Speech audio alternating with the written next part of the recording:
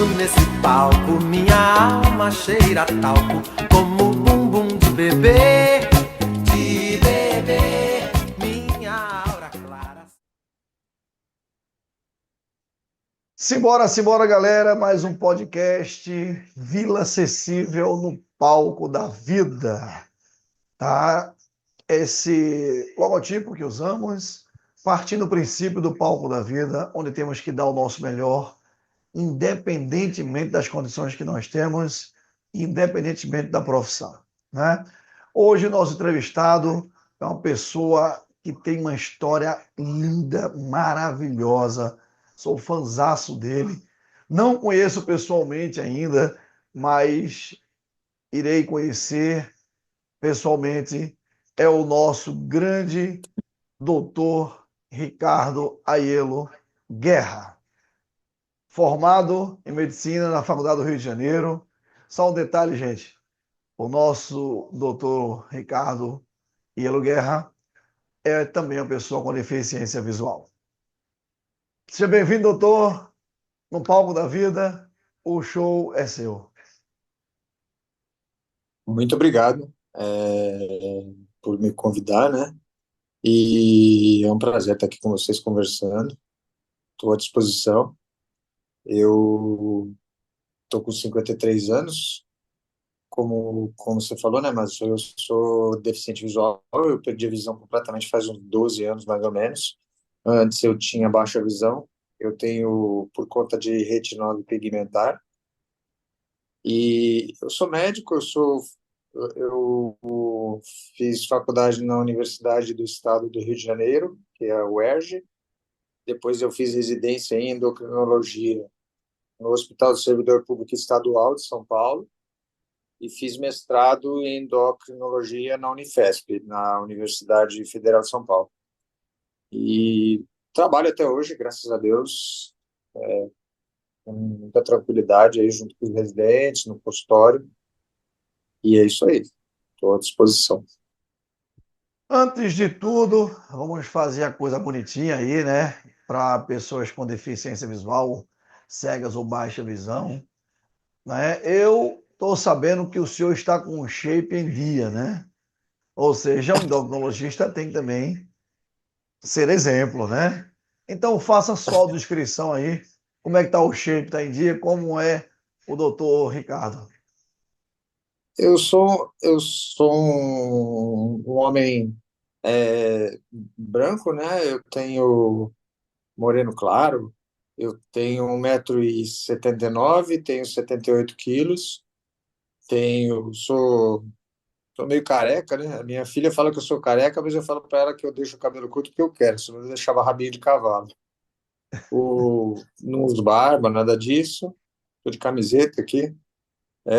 Não cheguei a reparar qual era a cor da camiseta, desculpa. É, e acho que é isso. Só um Sou detalhe: eu. camiseta aqui no Nordeste é regata. Para vocês lá, camiseta é camisa de manga, né? Ah, De não, manga. mas eu não tô. Então, eu não tô de regata, né? Eu tô de camiseta de manga mesmo. Ah, Tô com tá. a É porque camisa, não é polo, eu não é também sou camiseta. deficiente visual, então eu imaginei que tivesse camisa. Bom, vamos lá, Não, não é. doutor. Eu tô de camisa polo vermelha, tá? A cor da paixão. Eu uso barba, tá? Tenho 1,90 m, olhos grandes, também dá automiopia, lábios e nariz médios, né? 1,90 m, 102 quilos, né? Doutor, o senhor falou sobre a sua deficiência. Fala um pouquinho, já que existem hoje tantas doenças hoje, né? Muita gente não conhece. Retinose pigmentar. O que é essa doença? A retinose, ela é. Porque assim, o olho é uma bolinha, né? Como se fosse uma bola de gude. Atrás do olho, por dentro, né? Se você conseguisse cortar essa bolinha de gude no meio, você ia ver que ela, na verdade, é oca, né? E ela é cheia de líquido. No fundo dela existe como se fosse um tapete que reveste ela, né? Esse tapete é a retina. E essa retina, ela é distribuída da seguinte forma: no centro dela você tem umas células que chamam cones, e na periferia, em volta, né, você tem as outras células que são chamadas os bastonetes. O cone é a célula que enxerga as cores básicas, né, vermelho, azul e amarelo. E o bastonete é a célula que enxerga ou preto ou branco. Então, o cone é aquelas. Você, de dia, quando tem a luminosidade perfeita, você usa cones e bastonetes para enxergar todas as cores.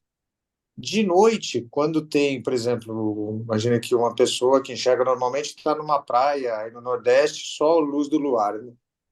Essa pessoa não consegue distinguir verde, azul, amarelo, mais ou menos o que ela vê são tons de cinza, né?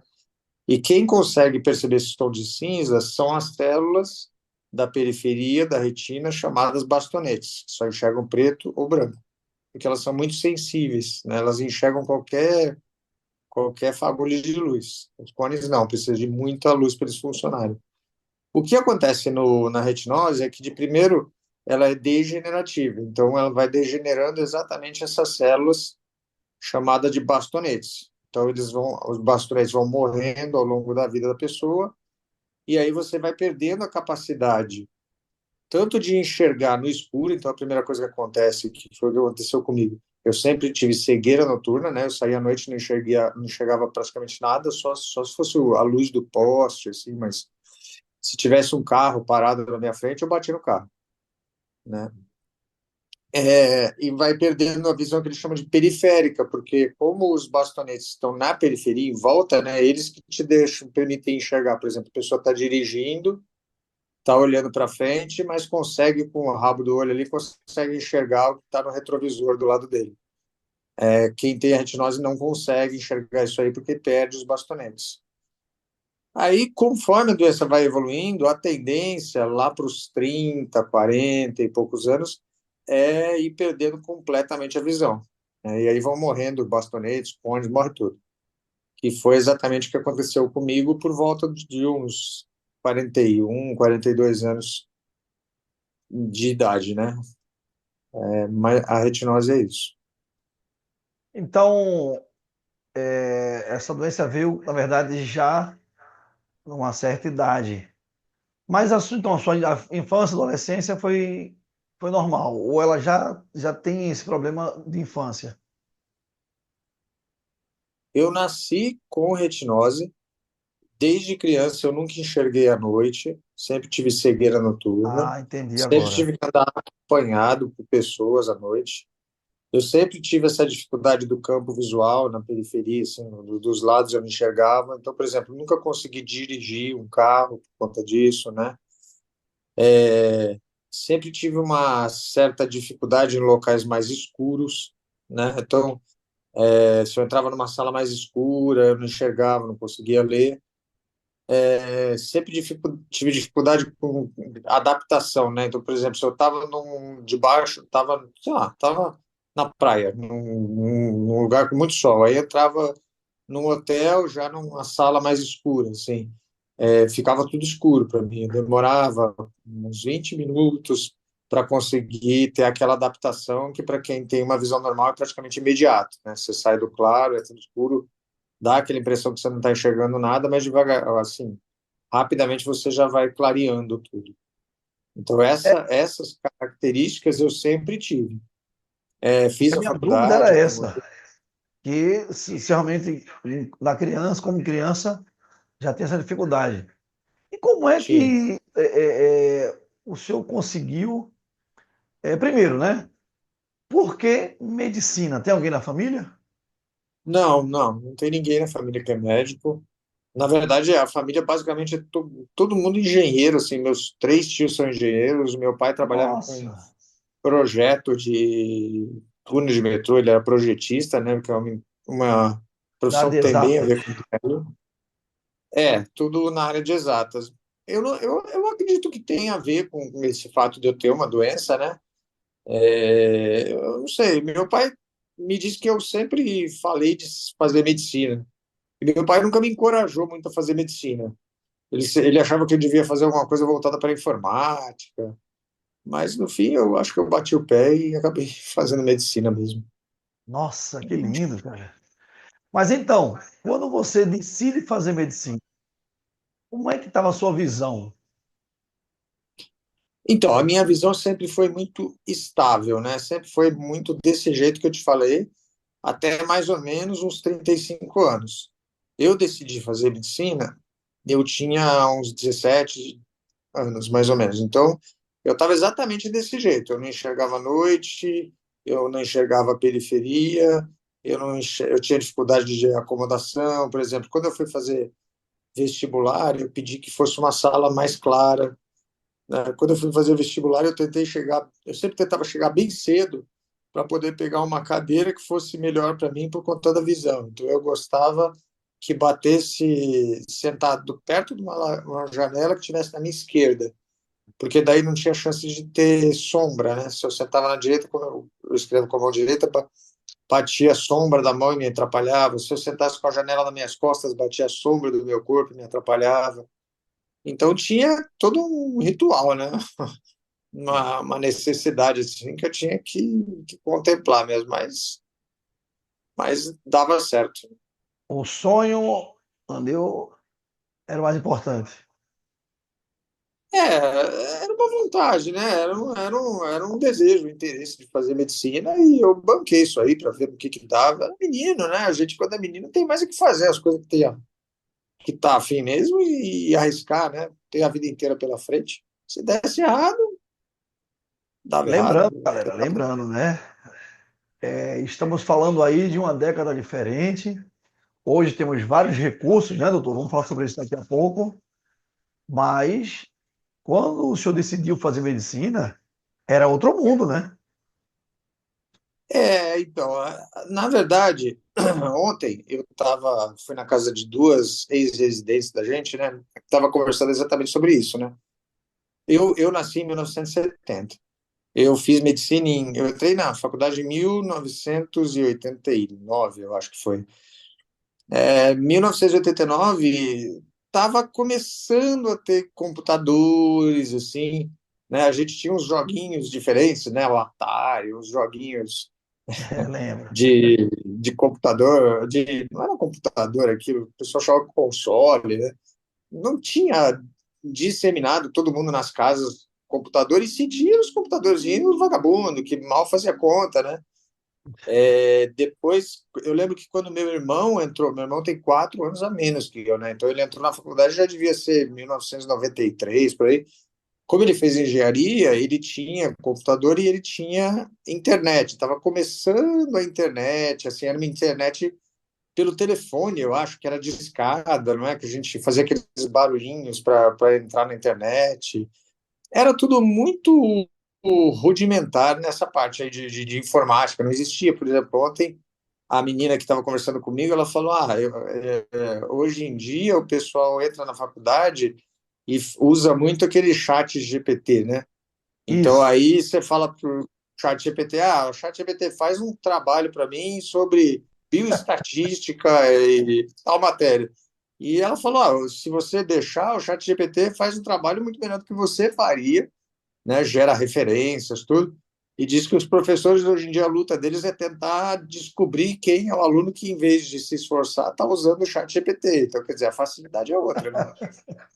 A gente, eu tinha que ler no caderno, tinha que xerocar, né? Coisas que eu nem sei se as pessoas sabem mais o que é, né? Então, Mas era um essa mundo. colocação que eu usei agora é justamente para a galera que está aí assistindo entender que hoje tudo é mais fácil.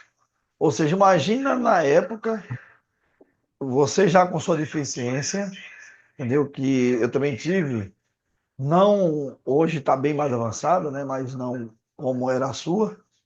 Então, veja o nível de dificuldade e você não desistiu, seguiu em frente, tá? E hoje essa pessoa aí, um exemplo de vida, tá? E eu soube também, doutor, que teve um certo professor que meio que reprovar, né? Na faculdade. É, Alguns, então,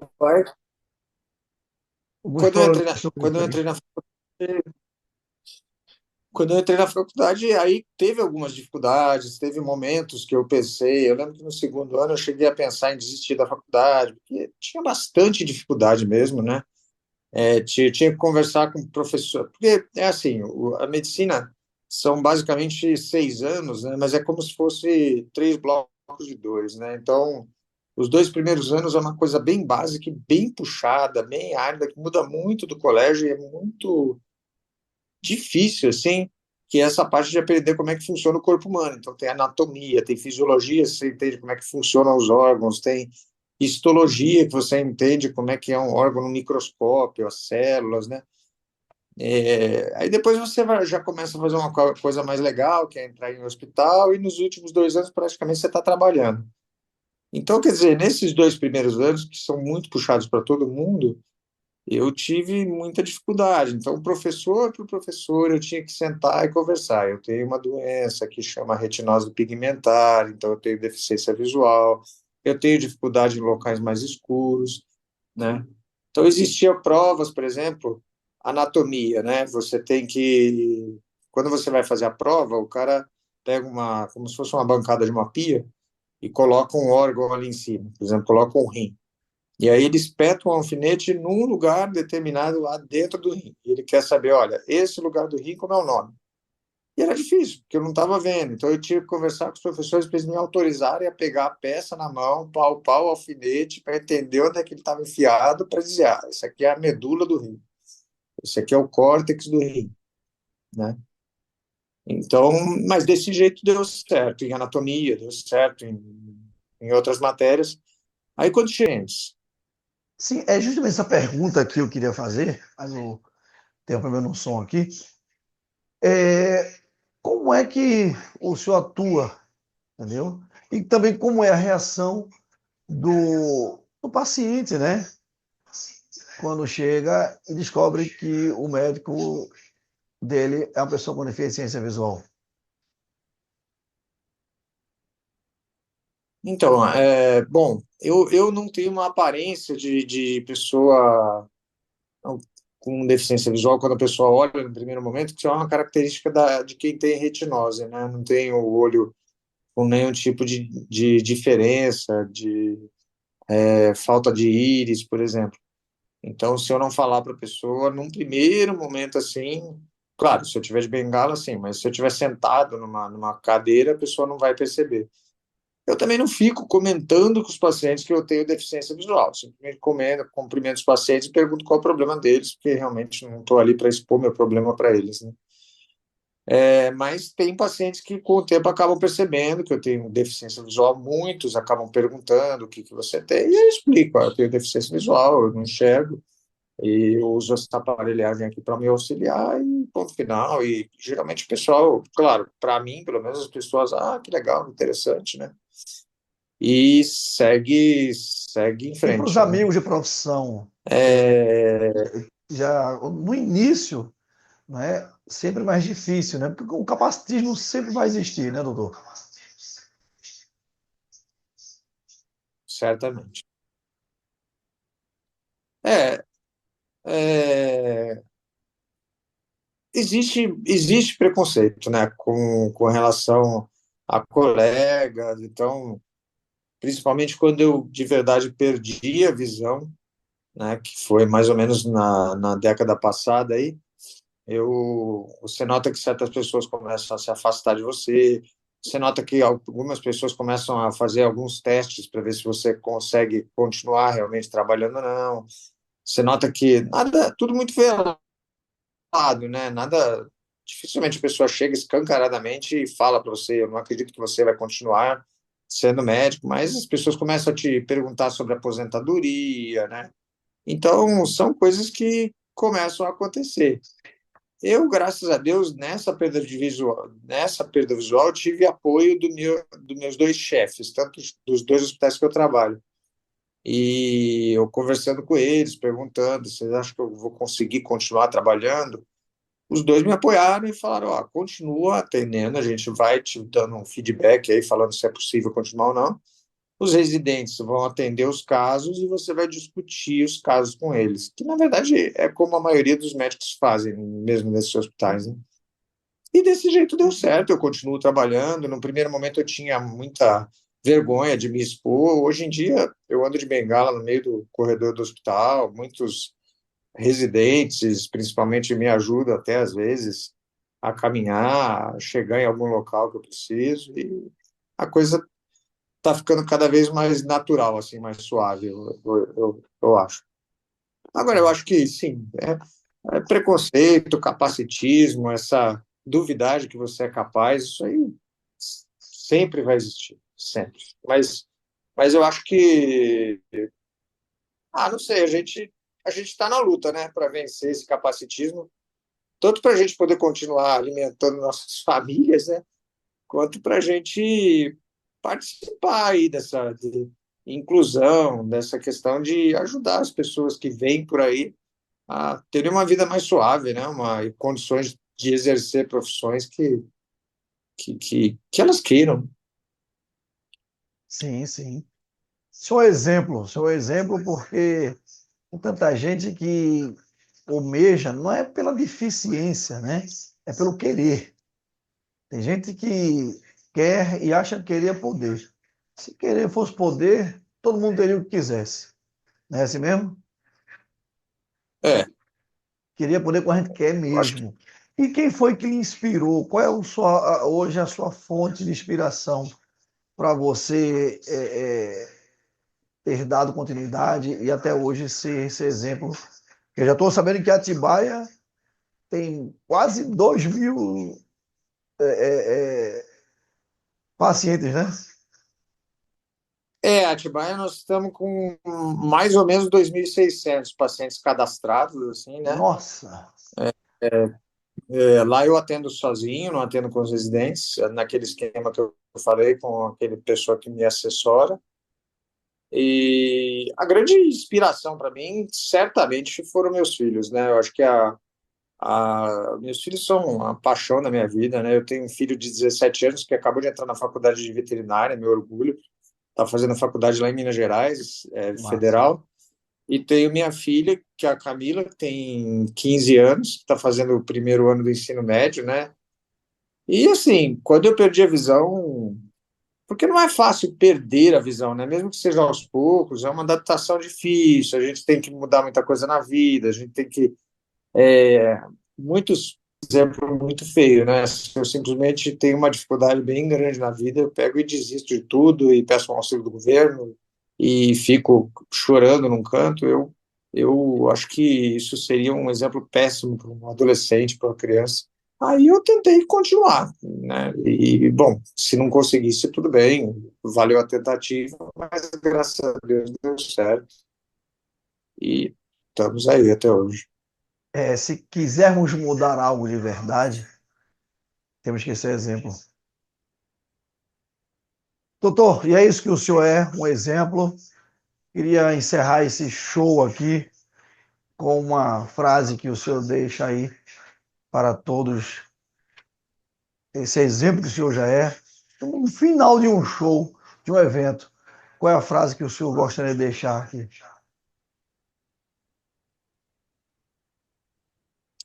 Eu gostaria de dizer que a vida vale a pena. Eu, depois de viver bastante coisa na vida, 3 casamentos, 3 separações, perda de visão, 2 filhos, e eu digo para todo mundo que a vida vale muito a pena, é o que a gente tem, a única coisa que a gente tem é essa oportunidade de viver, essa consciência, e a gente tem que aproveitar o máximo possível, arrancar tudo que puder. Sempre respeitando os outros, sempre tendo carinho, né? Nunca querendo prejudicar ninguém, mas arrancar da vida o que for possível. É isso aí. Deus continue abençoando o senhor e toda a sua família. Tá? Foi maravilhoso essa partilha. Você não tem ideia, inclusive para a minha pessoa, né, que estou também nesse processo de perda visual, como o senhor é uma inspiração. Muito obrigado. Tá? E aguardo muito ansioso esse nosso encontro aí, para dar um abraço e partilharmos muito mais. Beijo no Vai ser um coração. prazer. Isso aí. E Valeu. até em breve, né? Até em breve. Grande abraço. Muito obrigado. Obrigado por tudo. Um abraço.